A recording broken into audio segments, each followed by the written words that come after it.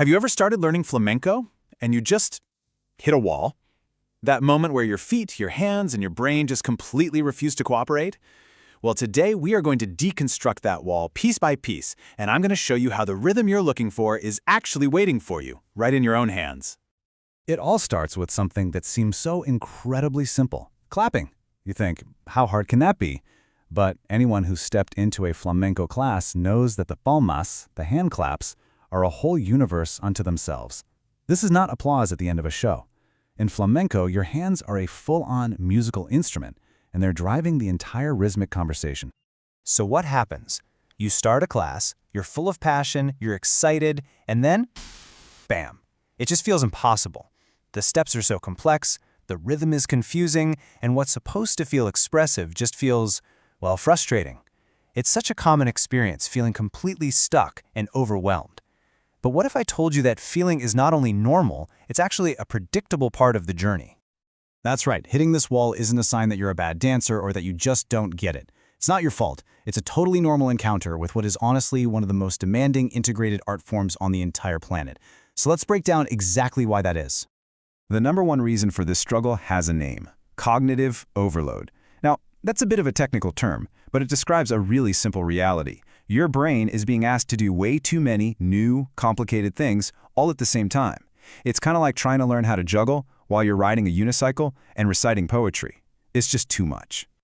And, just look at this list. This is why you feel so overwhelmed. You're not just learning steps. You're trying to count a complex, maybe 12-beat cycle, while also commanding super precise footwork, coordinating your arms, actively listening to the singer and the guitarist, and remembering the choreography. Oh, and on top of all that, you're supposed to be expressing some deep, passionate emotion. It's no wonder it feels impossible. Your brain's bandwidth is just completely maxed out. So if cognitive overload is the problem, the only way forward is to simplify.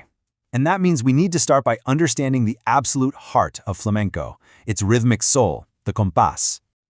Okay, so compás is so much more than just a beat or a tempo. You should think of it as the literal DNA of flamenco.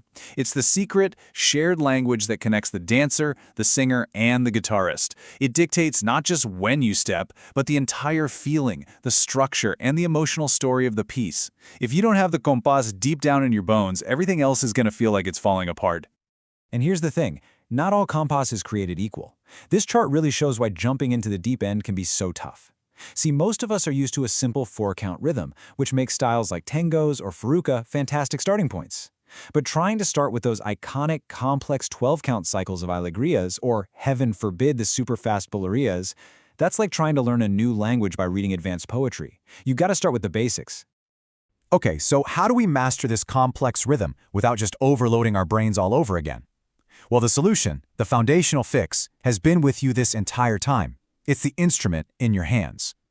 And this right here, this is a total game changer. It's a huge mindset shift. Practicing palmas isn't just about keeping time. It's about learning to speak the language of compás with real clarity and intention. It's about taking a simple clap and transforming it from just noise into a meaningful musical expression that actually supports and talks to the other artists. And to make music, you need different notes, right? Well, in palmas, you've got two fundamental sounds. First, you have the palmas sordas, that soft kind of hollow sound you make by cupping your hands. That's for the quieter, more intimate moments. Then you have the palmas secas, that sharp, crisp, loud clap made by striking your fingers into your palm. That's for energy, for marking those strong accents that really drive the dance forward.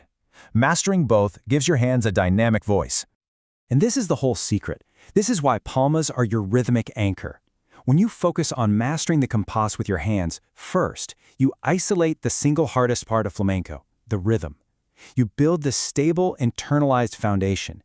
And once that rhythm is solid in your hands, your brain is suddenly freed up to handle all that other complexity, like the footwork, the arms, and the expression. All right, so we get the problem and we have the solution. But how do we actually put this into practice? This next part lays out a clear, tactical plan to get you off that plateau and back on the path to mastery. It all starts with a new mindset. First, you have to prioritize rhythm above everything else. Master the compás with your hands before you even think about complex choreography. Second, isolate to integrate. Don't try to do it all at once. Work on your hands, then your arms, then your feet, and only then do you start to combine them. And third, embrace consistency. A focused 20 minutes every single day will build that muscle memory way more effectively than a frustrating 2-hour session once a week. And here's a super practical way to structure that daily practice. Think of it as the 20-20-20 recovery plan. You spend the first 20 minutes on pure technical isolation, checking your posturing, drilling your arms and your hands, you're stabilizing your instrument. Then the next 20 minutes are purely for rhythm. Grab a metronome and just drill your Palmas, Sordas, and Secas until that Compás is absolutely unshakable. And finally, you spend the last 20 minutes applying what you've worked on to a small piece of choreography. This structured approach systematically tackles every single one of those failure points. So as you move forward, I want to leave you with this beautiful idea from the flamenco world. In palma, there is alma. In the palm of your hand, you find the soul of the music. And that is no coincidence.